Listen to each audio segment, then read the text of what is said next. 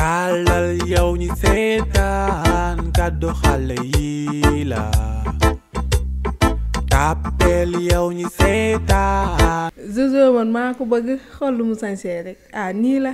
man maa bëgg góor gu mën a sañse waay moo jantal de xool lu mu sañsee rek. xoolal daal lii ak verre xam nga lan la bu ma fontoo laa la wax man moo sa morom waaw nekk sa jëkkër tëdd fi nga naan ay Jojo gi kenn xamul ay maa bëgg kii maay bëgg kii soo amee kenn nga war a bëgg man nga war a bëgg man maay sa jëkkër waaw wax ji nag na doy quoi gaaruwaay na doy xam nga man moo sa morom laa la wax est-ce que dëgg lu mu la wax ngay mën a régler nga régler ba mu mën a régler nga fuul a kaang. xoolal rek Jojo nii la moom bu wàccee day kaf ak waa këram di foog waa këram waaye du wàcc rek tëdd kalakteeru man lii laa bëgg ci nit xoolal rek moom di jëlee meram fenn indi ko ci kër gi bu meree ci àll bi sax bu ñëwee ci kër gi day kontaan man lii laa bëgg man. waaye léegi kan ma dul foo man ma liggéey kay ba 10 heures ma ñëw naa mën a tëdd noppalu